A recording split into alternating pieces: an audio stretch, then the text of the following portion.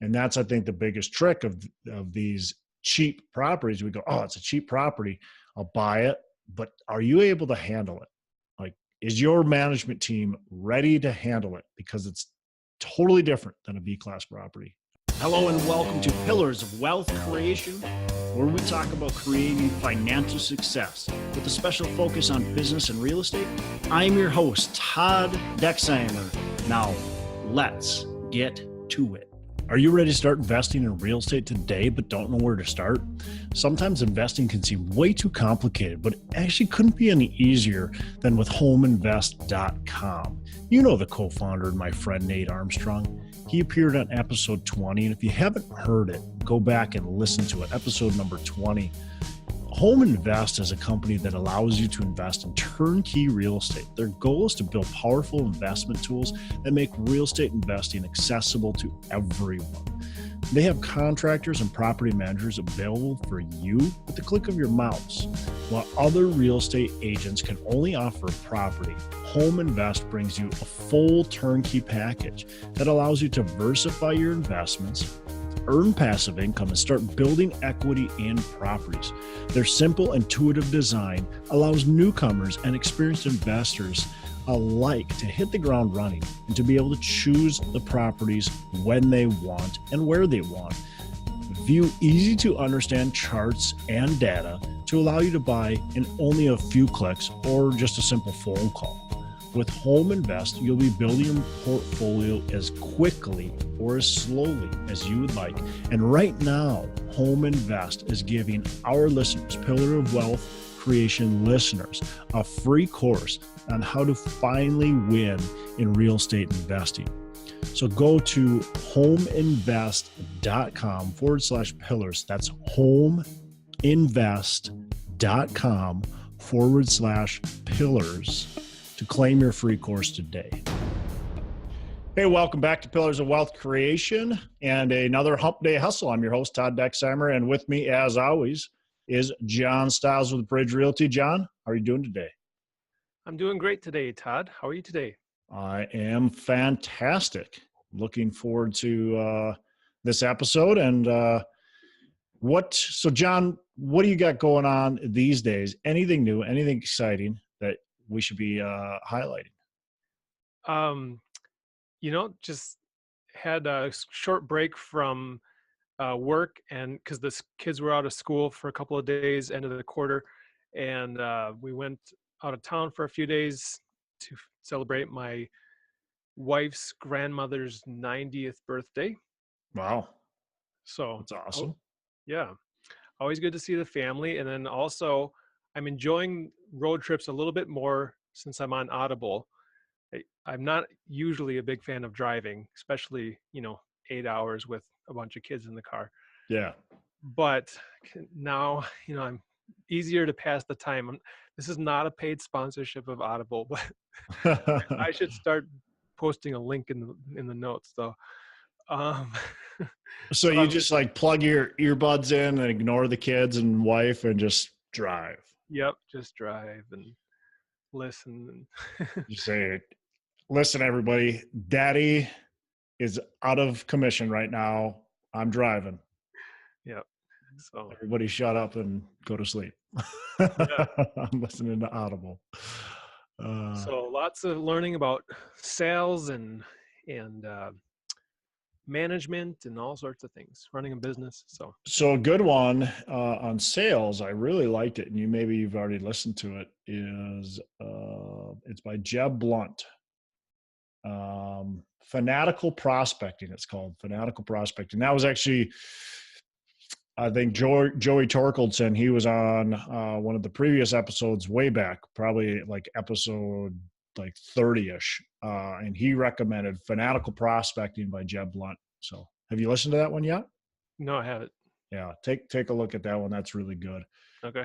I liked it a lot. So I can give you some recommendations of some of the ones I've done. But cool. Audible's great. I love it too. And it passes a lot of time when you're driving, or especially these long road trips. We're talking about going out to Montana. We might drive to Montana to go skiing this winter. And that's like a 14-hour trip? Yeah. So I will be likely plugging in my earbuds for long periods of time during that trip. Right, right. And try to focus on some of the learning stuff too. So that's good. Anything new with you? Yes, not crazy new. Just working still on trying to get some properties under contract. My goal right now is, it's already Q4. It's crazy. It's getting towards the end of the year. But my goal right now is just to get a property under contract. I'm working diligently at it. But again, I've talked about it before on this episode or on the show, is I'm not willing to overpay just to get a property. And we'll talk about several properties probably during this show that I've been working on. But, it seems as if oftentimes I'm just so far off. One of the properties actually recently I was actually pretty surprised that I was really close to being in the running, because it was an A-class property, or A-class area, probably B plus property, but A-class area. And I was only off by, I think I was off by $400,000. So, which was really, really close because it was a $27 million purchase. So, but I just couldn't go up. That was my max. And you've got to know when your max is. That's where people get in trouble, when they go, oh, it's only 400 grand. I can go 500 and I can get this deal done. Well, okay, great. But does that really work? And maybe it does, but if you're already kind of feel like you're stretching your limits, do you really want to keep on going up? And when's enough? So, yeah, just working on that. And I've talked about before on the show as well, just working on expanding some of my other businesses, kind of growing those, I really honestly just getting the bases in place so that we can do them the right way and pick that up. So picking up a couple coaching clients and yeah, that's it. Cool. The other thing I wanted to mention again, and I mentioned this the last time, is I'm doing the best Christmas ever, and people can nominate families. So if they have a family that they want to nominate for the best Christmas ever, basically a family that had some bad times fall upon them. It doesn't matter exactly what it is, but for no fault of their own, they've had some bad times fall upon them. And what we'll do with the best Christmas ever is we raise money to then, get gifts for the kids and for the adults, and give them the best Christmas ever. And so that's something that we're working on right now. So if you want to nominate a family, you can go to the best Christmas ever. Just I can't remember the website off the top of my head. We'll put it in the show notes. But if you just Google best Christmas ever, I think it's bceevent.org. You can go there. You can nominate a family, and you can volunteer too if you want to, or you can make a donation as well if you want to do that. So yeah, go on there, do that if you got anybody that you're thinking of. Sounds good. All right, well, let's get into the topic for today. Yeah. What we wanted to discuss is the differences and the pros and cons of pursuing an A-class property versus a B-class versus a C-class versus a D-class, or maybe even just grouping the top two against the bottom two. So let's start off with kind of looking at some of the pros of the lower end C and D class. And Todd, maybe it'd be helpful if we provide kind of a brief definition of what a C and D class apartment building looks like. So can you provide some clarification on that? Yeah, sure. So, there's no exact definition, right? A lot of it's kind of opinion based. And if you ask a broker, there pretty much it never is a D-class property. They'll never tell you this is a D-class area or a D-class property, because they always want to tell you it's a C-class or better. So you've got to determine for yourself, is it a C or a B or an A or a D? Typically, let's go from A down. Typically on an A-class property, it's pretty new. Not always. Sometimes it can be a very gentrified area and a property that's been completely renovated top to bottom. So it might be still an old structure, but everything in it is has been renovated. Maybe the woodwork is still old or something like that, but it's got new plumbing, it's got, you know, new electrical, it's got brand new beautiful cabinets with, you know, granite countertops and, you know, all the works. So that's your new property. It's got great amenities typically. Got the pool, you know, got the 5-star gym and all that kind of stuff. The typical A-class property is going to be built within the last 10 years. Then you've got, you know, grades of A too. You've got your A minus, then you get your B plus, and those, you know, are just a step down. So think of like an A minus B. Maybe that's that 10-year-old to 15-year-old property. It's still in really good condition, but there's some things that are now starting to be, you know, needing to be either repaired or replaced. Your B plus is the same kind of range, maybe down to 20 years at the most. But so then your B class property is going to be, you know, your typical like 20 to 30 year, maybe 40-year property, old property. And same thing with the area. The areas, it's not like it hasn't been left behind yet. You know, it hasn't been forgotten about. It's not necessarily a brand new area, but it's a place where people want to live. It's a place where kind of the middle income ends up living, and upper middle income, not necessarily just the middle, but upper middle oftentimes want to live there. So you're looking at like your 80s and newer buildings. Generally, anything built in the 90s typically is B, unless it's low income housing. Then we're talking a different story. But so then you've got your C class, and your C class is your older, you know, 60s, 70s, and 80s buildings. It's your middle to lower middle income. You know, if you're looking at your median income, it's the median income, and underneath that, it's typically a little bit of government assistance sprinkled in, some Section 8 housing, some other, you know, programs that might be sprinkled in, but it's not all of that. And it can be, but again, we're talking just general market rate. It's going to be sprinkled in.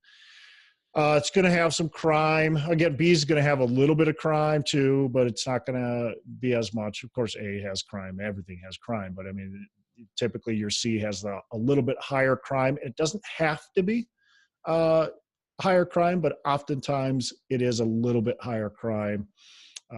Sometimes it's quite a bit higher crime. Once we get into the very high crime stuff, then it's usually classified as D class. And the D class is going to be older buildings. It could even be a 60s or 70s or even 80s built building, but it's going to be in terrible condition usually. It's going to be abused. The tenants are a lot of government assistance, or just not able to pay their rent. They're definitely lower income. They're renting 100% out of necessity, 0% out of want. They're never going to, at least in their current state, aren't going to qualify for a house. Your C class, most of them can't qualify for a house, but you do have a few tenants here and there that can qualify for a house, or eventually will end up qualifying for a house. That's kind of where their stage is. B class, most of them could qualify for a house. And then A class, pretty much all of them could qualify to buy a house, and they're just living there because of a lifestyle choice. So that's the long, short version. I don't know. Yeah, so I think maybe two categories to kind of point out is one is maybe the quality of the apartment or the condition of the apartment, and Crazy lights going on there. Yeah, light show in the. Yeah, I got a light show in the background. Yeah, there you go. So the condition of the apartment being one portion of that consideration, and then also maybe the discretionary income, discretionary expenses budget. of Yep. the clientele, the tenant base. Yep. So, Yeah, absolutely. so then focusing in on just the beginning at the D and C class, Hmm. let's look at some of the positives. So one big positive that comes to my mind is typically cash flow. You're typically, if you're out looking for cash flow, you typically can find that more so in a D and C class property. Right. And why would you say that is, Todd? Well, first of all, it's cash flow on paper, right? So everything's on paper is what we're looking at. So just because we think it can cash flow doesn't mean it's going to cash flow. But on paper, your C and D class properties are going to have the best cash flow. Now, why is that? Because it's harder to perform on what the paper says. So we got we're going to buy this property for, let's say, $40,000 per unit versus the A class at maybe $100,000 a unit or higher. We're buying it based on a cap rate, right? So C class, we're buying on a, let's call it a 7 cap rate. D class, we're maybe buying on a 8 or maybe even a 9 cap rate. So ultimately, it should be a better return, right? Because cap rate is your return. But the risk is in the management. Can we manage this property effectively to get those returns? And that's going to be the biggest challenge, because on C class properties, and especially D class properties, when I talk about the tenant base, a lot of them are struggling. You've got a lot of single parents. You've got people that are living, most of them are living paycheck to paycheck. So if any little thing goes wrong, if they've got a car and that's how they get to work, and their car breaks down, they might not be able to get to work. They might get fired from their job. They can't afford to fix their car, and therefore they get fired. Now they don't have a job. They don't have a car. Now what are they going to do? It's so the snowball effect to them happens very, very quickly. So that's your biggest probably risk, is that your tenants. And then it's when we talk about like a D class, especially, your D class typically is higher crime rates, and so you've got that problem as well. A lot of the tenants, and again, this is generalizing. There's some phenomenal people that live in B and C, or sorry, C and D class properties. So I don't want to throw them all under the bus, but they're generally, you've got a little more abuse to your properties, right? They don't maybe take quite as good a care of it. And that there's maybe several reasons for it. But one of the big reasons I think for it is that a lot of times they're used to living in properties where landlords abuse them. And by abusing them, I mean, they just got a crappy place to live, and the landlord just doesn't care and maintain it. So the tenant doesn't care and maintain it. And so it's kind of this snowball effect where the landlord doesn't want to touch it. They don't want to repair it. So the tenant goes, well, forget it. I'm not going to keep the property nice. And so it gets even worse. And so they're used to that. That's like their mentality. And it's difficult and takes a while for you to get those tenants to care again, because they've been abused so long. And so that's a challenge too. I mean, just renovating the property is not quite enough. That's a start, but then you've got to make sure you're on top of your maintenance very quickly. You've got to make sure you've got programs in place to make sure these tenants are being communicated with. And so they understand, like, these people actually do care about me. Wow, this is unique and new. I'm going to now take care of their property. And so that's the biggest challenge, is I'd say the management of it is very difficult because of the type of tenant you typically have. And again, some of them are fantastic people. I own C class. I don't really think I own any D class, but I own C class. And I have some amazing tenants. But I've had plenty of the other ones too. Yep. So I guess another thing to point out is that, on paper, you're going to plan for the best case scenario a lot of times with your occupancy. But if you're running into a lot of problems where things don't get repaired, and then you lose a tenant, and then you take a long time to get things repaired, and that also can be a snowball effect where your occupancy goes down quite a bit, and then your cash flow that was great on paper suddenly disappears. Yeah. Yeah. I think, and that's a huge mistake when we talk about repairs. And it doesn't matter if it's A, B, C, or D but for some reason, I think it's more prevalent in the C and D class, because I think more landlords just go, well, they're used to it. They're fine with it, and these tenants, no matter what, they just get sick of it. They don't want to deal with a property that's not being maintained. So they're going to move out. And oftentimes they're going to move out and they're going to leave it in disrepair. Or they're just not going to respect the property. If you don't respect them and respect your property enough to maintain it and repair it, they're not going to respect that or respect you or your property either. So it doesn't matter what class you're in, but in the C and D especially, it seems like it happens quite a bit. And I think people just don't budget for repairs and maintenance. And we talked about this, the age of the properties. And a lot of times, if you got an A-class property, it's just not going to need nearly as much repair and maintenance, because it's new. But if you've got this older property and it's got galvanized piping and it's got, all these other things that are, 50, 60 years old, well, it's going to need a lot of capital improvements. So if you don't budget for it, now you're stuck, and then you're you're spinning in the grease. So. Yep. Well, I've got another positive for the C and D class properties, and that would be that you can typically acquire them for less money.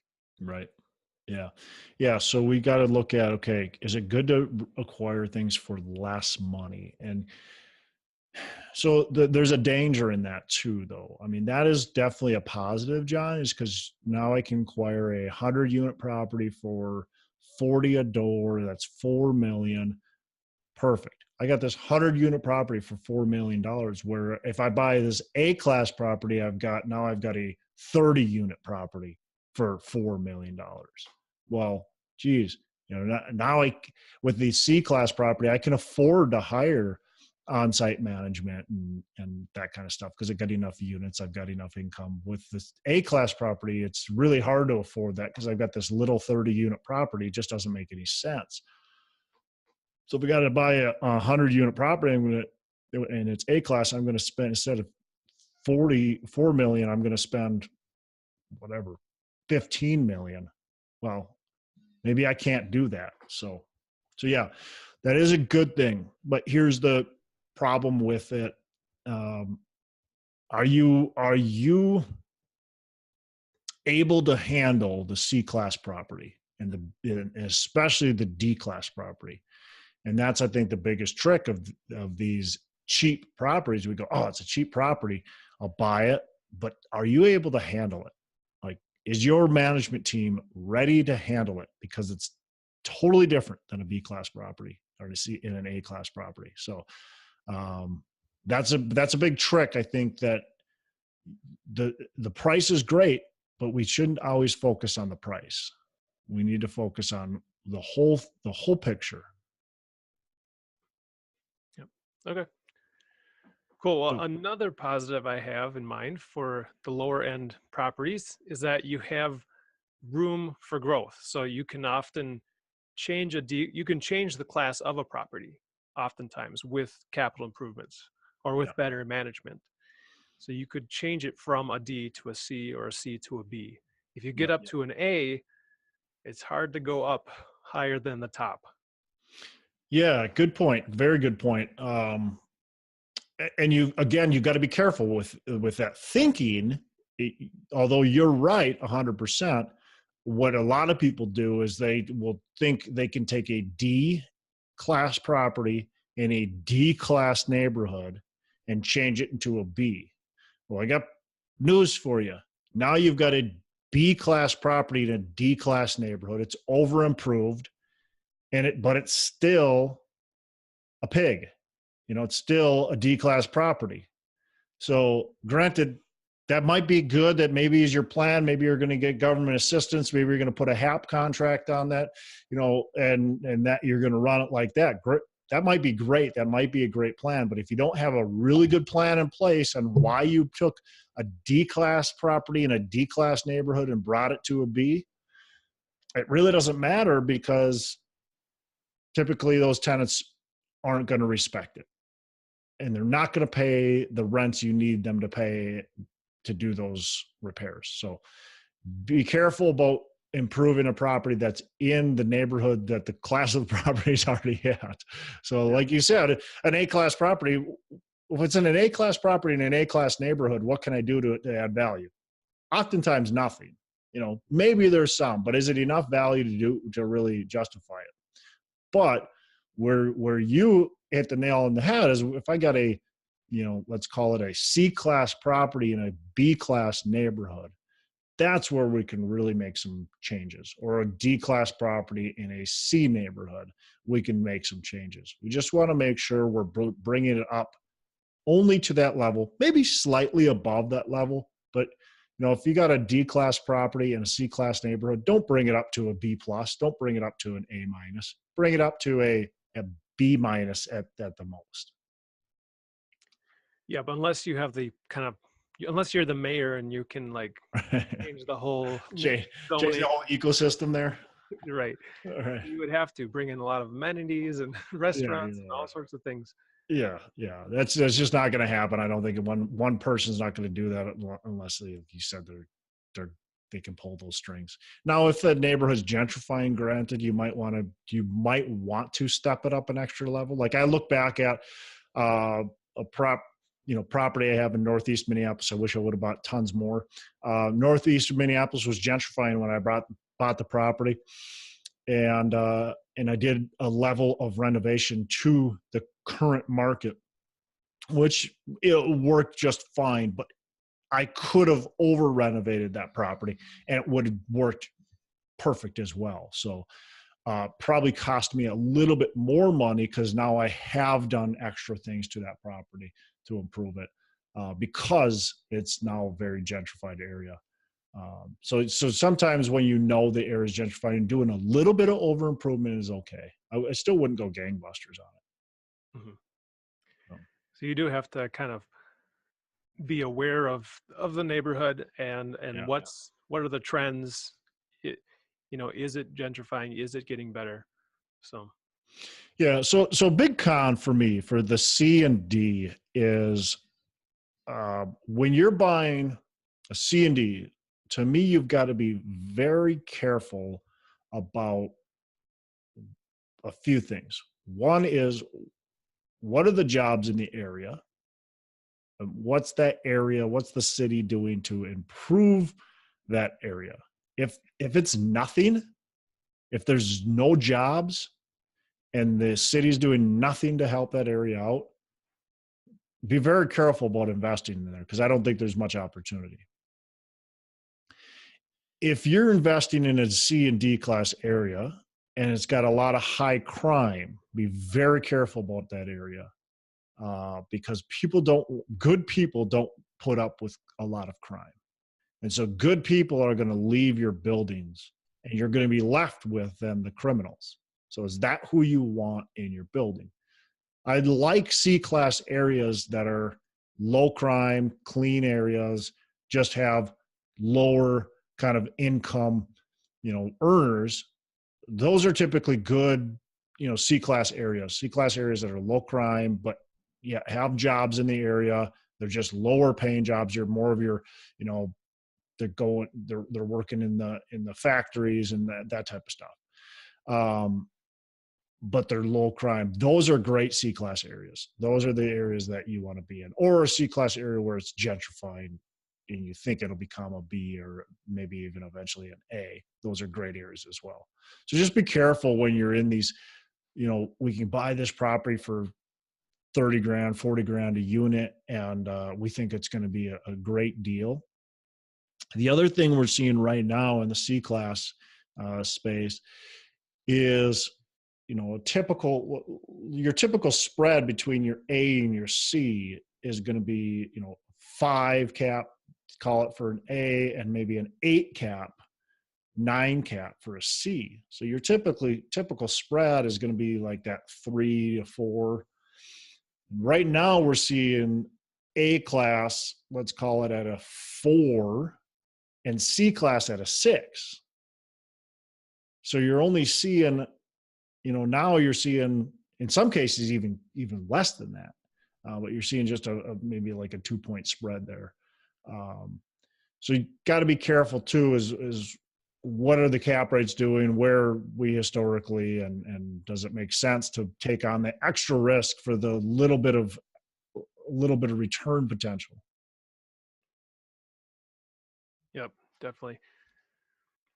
Well, I have another a negative for C and D class. Well, maybe it's just kind of a mindset thing to be aware of. A lot of times, people try to get into investing and they want to provide a good product to somebody that doesn't necessarily have it otherwise. So they look at a property that's been mismanaged or not updated appropriately, and then they can take care of that. They can provide the better product for those tenants and not necessarily try to change the class, but just provide a better product for that class.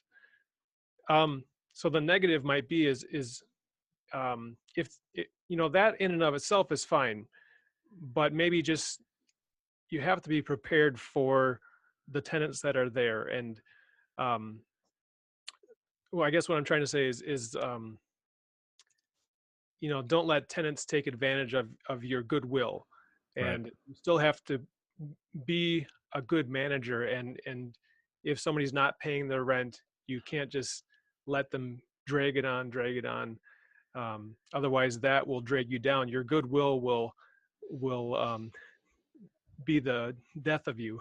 Well, yeah, and you have to understand what you went into. If you came into this property and you're improving it, you're going to have to change some of your tenant base. So if you're not willing to do that, well, then you have to understand that from the beginning. If you're not going to change your tenant base, you're going to have the same issues that were happening at the property prior to you taking over. So, Yep. You talked about kind of retraining tenants to take better care of the property themselves, and that might work for some tenants. you're not retraining typically your current tenants, though. Right. Maybe some of them, like Right. you said, but most of them, no. You're going to have to find typically new tenants. And a lot of them, though, still have been kind of taken advantage of.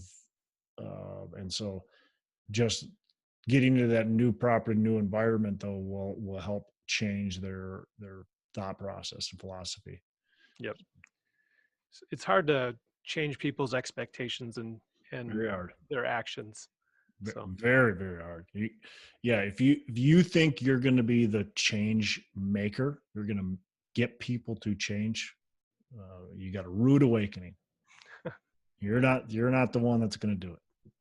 Hey, I want to interrupt this episode real quick to talk to you about Nate Armstrong, our sponsor, Nate Armstrong. He's with homeinvest.com, and you want to get to know Nate. So go to homeinvest.com and just connect with Nate, talk to him, learn about his operation, what he's got going on. He's a turnkey provider, and it may not be right for you, but it could be the perfect fit. So it doesn't hurt. It's a free call, consultation, just to figure out, what they do, what they have to offer. And worst case is you're going to meet a great person who's really well educated in real estate. He's done a ton of different real estate strategies, and probably is going to teach you a little bit, even on a short conversation with him. So go to homeinvest.com and connect with Nate's company.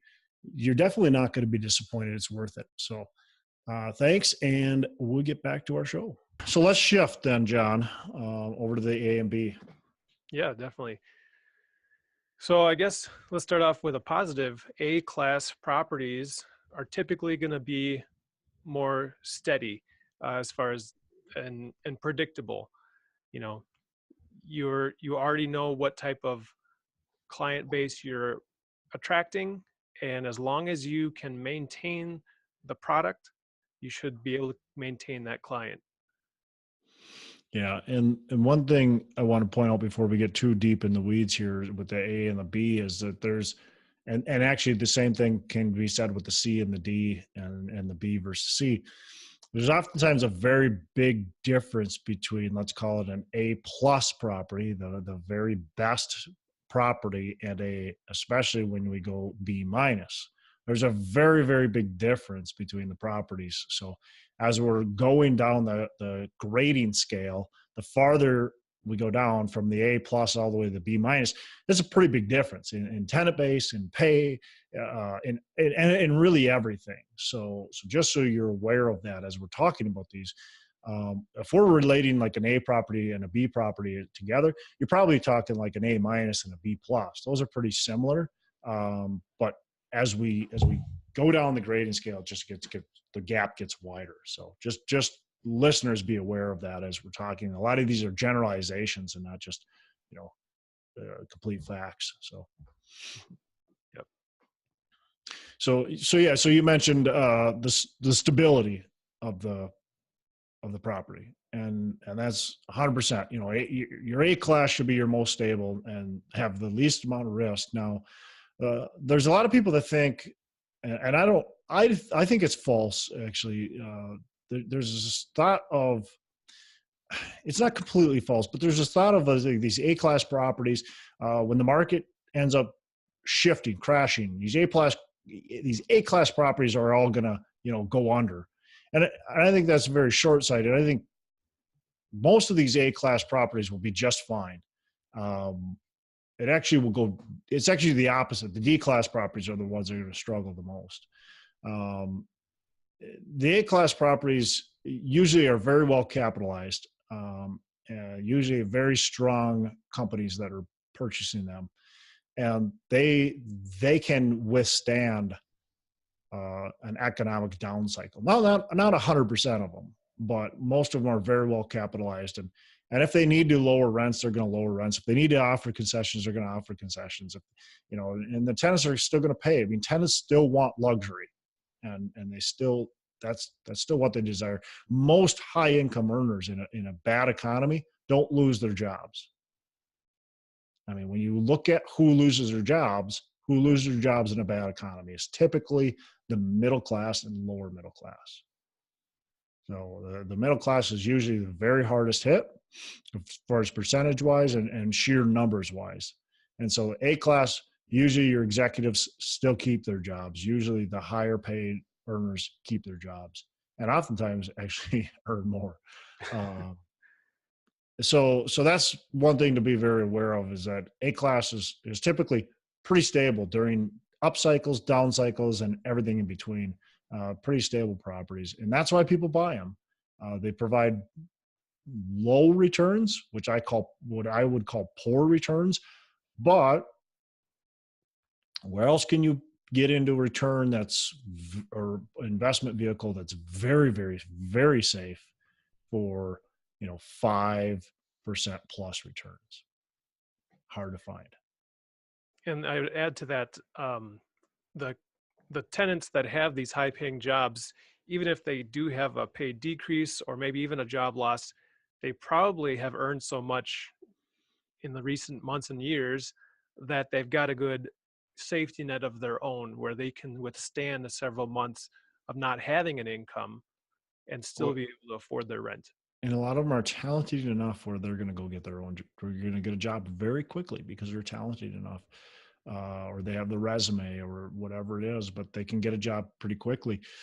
The other thing is they care about their credit. They care about getting an eviction. Like, that means a lot to them because they want to live in a nice place. They want to buy a house eventually. They don't want to have this burden put upon them. So they're going to pay their rent.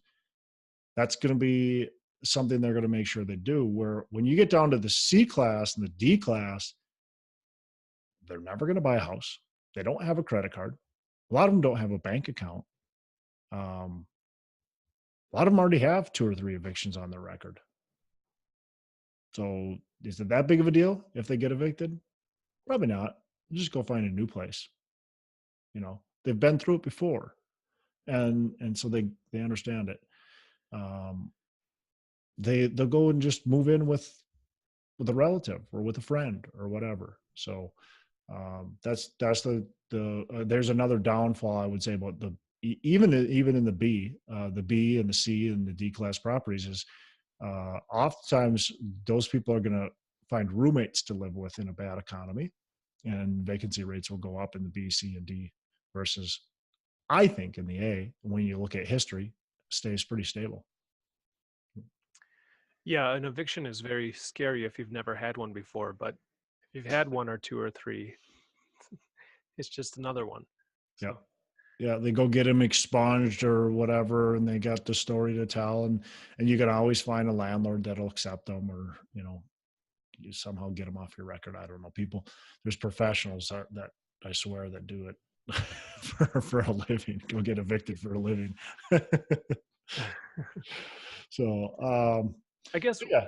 one of to kind of provide a conflicting viewpoint, I guess one idea with a higher end tenant is that they can downsize their living expectations and still have a good, safe place to live, a nice place to live. If they're downsizing from an A plus luxury apartment, maybe that's one of two or three places that they have.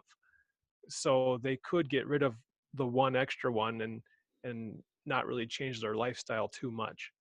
And that's true to an extent. I mean, there's definitely no one sector that's completely insulated from a bad economy. I mean, there's still going to have problems with occupancy, and their rents are going to go down. But again, usually the companies buying those are very well insulated. They're very well capitalized, and they can withstand any of that happening for a period of time. And the other thing is, when economy bounces back, typically the first people to bounce back are the higher earner people. And so again, they're going to be willing to pay more quicker than anybody else. Their occupancy is going to go up quicker than anybody else. And so yeah, I think the A class is it's stable for a reason. And how many people want to be living in a nice place and go to a not so nice place? Or how many people want to downsize? It's not a fun thing. Most people don't. Most people don't want to downsize. I could care less myself, but most people just don't.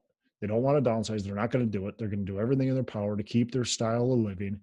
Once they've been living the high class, they're going to stay at the high class, and that's what they want to do. And so, if you haven't been living in the high class, you probably don't care. So, what else for A and B? Well, the appreciation for these type of properties can be a lot more than the C and D classes. So I don't know, you had a good example of that earlier before we recorded, but yeah, I mean, let's just take a simple example. You raise the NOI, the net operating income, on let's call it a C class property that sells at a 10 cap, which nothing's selling at a 10 cap. But for ease of math, for an example, I'm going to use that. So sells at a 10 cap. You raise the NOI by $100,000. That's $1 million of value you created. Now, congratulations. That's awesome, right? But I've got an A class property, and that sells for a 5 cap, which again, most A classes right now are selling for much lower than a 5 cap, but for purposes, I'm going to use that. So it sells at a 5 cap. Well, now you created $2 million worth of value. With that same NOI change. So I just increased my NOI by $100,000 on a 5 cap versus a 10 cap, and I've created an extra $1 million worth of value. Now, more realistic, that C class is at an 8 cap or 7 cap. Well, an 8 cap is what, 1.25 million. So you've just created $750,000 worth of value. So either way, you're creating more value on a lower cap rate. And that's why when people go, oh, I want to invest in, whatever, a mobile home park, which I've looked into, and I like the idea of mobile home parks. But one of the downfalls with the mobile home park is that, yeah, you can get them at a great cap rate. So you're going to buy it at a 10 cap, okay? Which right now that's really hard to do, but you're going to buy it at a 10 cap. Okay, again, you do that value, you add 100K of NOI, you just created $1 million, which is great. But if you did that with a 5 cap, you created $2 million. So there's a downfall with high cap rates. Create less value. And I would probably say that's easier to increase that NOI with the A-class property, because you can add different amenities or different great point, John. Yeah. That the A-class tenant is more willing and able to afford. Yes. Especially in a growing economy. The C-class, I just look at it sheer dollar wise. Okay. Right. If I'm going to raise rents on a place that's renting for $2,000 a month, and I can raise rents by, 2%. What's that? $400. If I have a place that's renting for, $700 a month, and I raise rent by 2%, what's that? $140? No, I'm off. $14. Sorry, $14. $40. Okay, but either way, the increase, I added a couple zeros there, or a zero there. Either way, the increase is way more on the A class. 2% increase on an A class on a higher rent is going to be way more than a C class. And so you're in sheer dollar volume, you're adding more. Therefore, your NOI again increases even more. And when we take it on a cap rate basis, now you just have the power of that. So we really drastically changed our profit just by being in an A class versus a C class. So definitely a benefit of the B and the C, or B and the A class, is the lower cap rates. And those cap rates, I would say, don't fluctuate as much either. Okay, so like right now in today's market, it's really hot. In a lot of areas, the C classes are selling around that 6 and 7 cap. Sometimes even lower, sometimes a little higher, but 6 and 7 cap. Where in a bad economy, they're going to sell for like a 9 and 10 cap. A class is going to sell, let's say right now, for a 4 cap, where in a bad economy, it's going to sell for a 5 cap. So you've got less fluctuation in the cap rates. So that's another big benefit of like an A versus a C or a D. Yep. So I'll do another negative for A and B class, which is just an opposite of what I said was the positive for C and D. And it's that you need a lot more money to get an A class property. Yep. Yeah. So you definitely, we talk about, you got 100 units and you're going to spend, let's call it 15 million just to get 100 units, where a C class, for 15 million, I could probably buy, maybe I could buy 300 units, 250 units, whatever it is, but I can buy a lot more property with the C versus the A. And now when we talk about, okay, well, we talked about raising rents on an A class, but we've got more units now on a C class, where we can raise rents on more units, which creates a lot more income as well. So there's positives to having extra units and being able to buy these bigger properties as well. So yeah, definitely more expensive. That's definitely a downfall.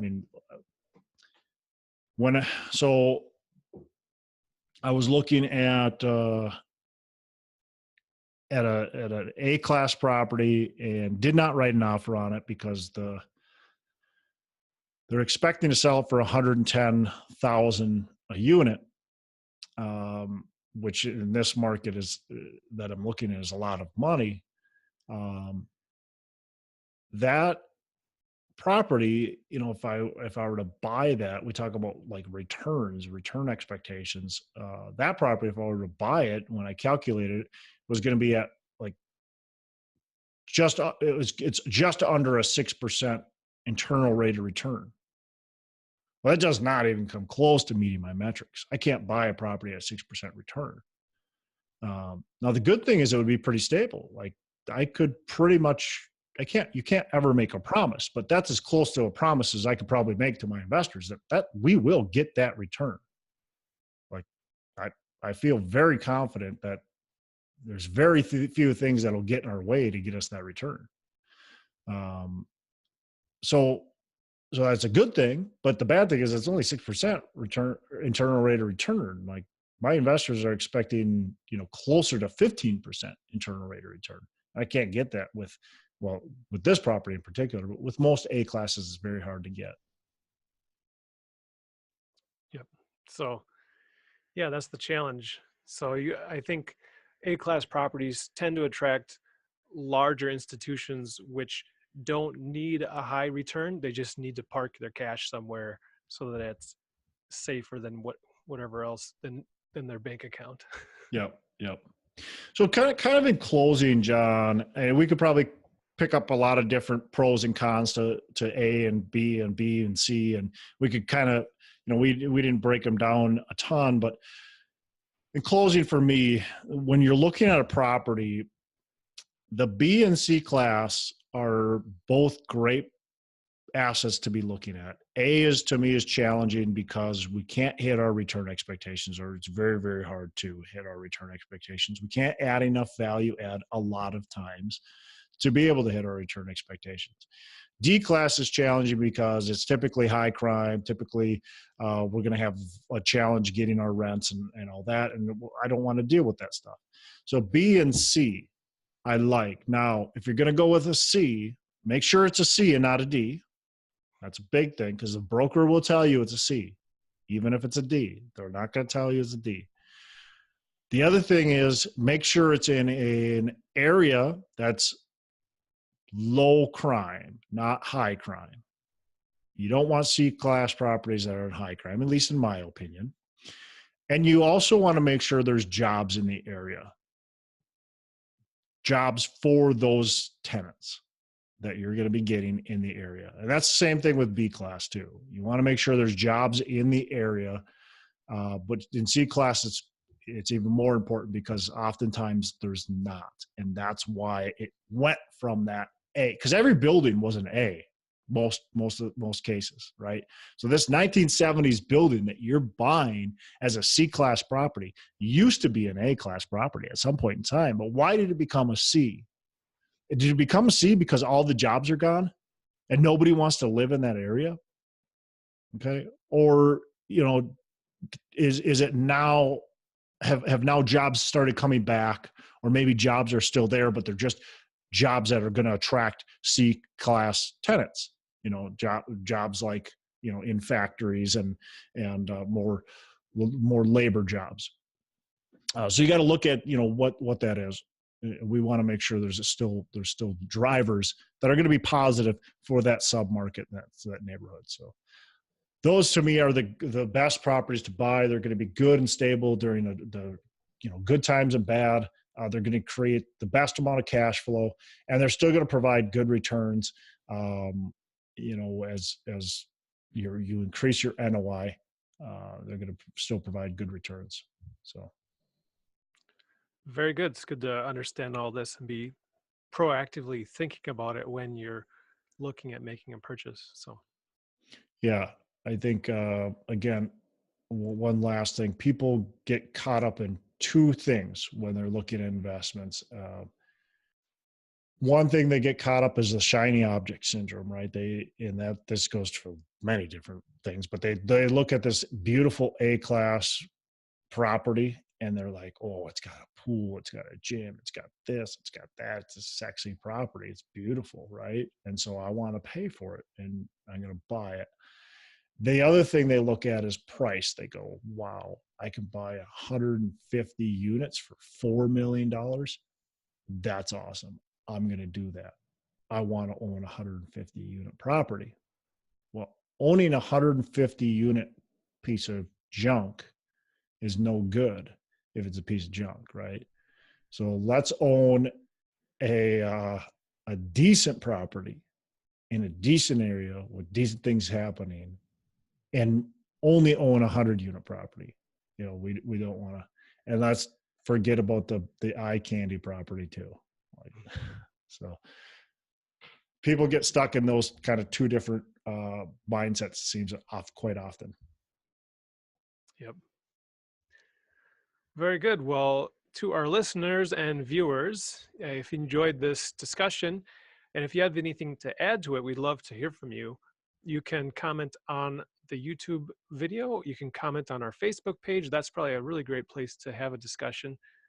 And while you're at it, we'd love your rating and review on iTunes, and just so we can help to build this podcast and get more people who can enjoy the content here.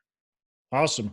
John, appreciate you joining me, and have a fantastic rest of the day, man. Make every day a Saturday. You too. Are you ready to start investing in real estate today but don't know where to start? Sometimes investing can seem way too complicated, but it actually couldn't be any easier than with HomeInvest.com. You know the co-founder and my friend Nate Armstrong. He appeared on episode 20, and if you haven't heard it, go back and listen to it, episode number 20. Home Invest is a company that allows you to invest in turnkey real estate. Their goal is to build powerful investment tools that make real estate investing accessible to everyone. They have contractors and property managers available for you with the click of your mouse. While other real estate agents can only offer a property, Home Invest brings you a full turnkey package that allows you to diversify your investments, earn passive income, and start building equity in properties. Their simple, intuitive design allows newcomers and experienced investors alike to hit the ground running and to be able to choose the properties when they want and where they want. View easy to understand charts and data to allow you to buy in only a few clicks or just a simple phone call. With Home Invest, you'll be building your portfolio as quickly or as slowly as you would like. And right now, Home Invest is giving our listeners, Pillar of Wealth Creation listeners, a free course on how to finally win in real estate investing. So go to homeinvest.com/pillars. That's homeinvest.com/pillars to claim your free course today.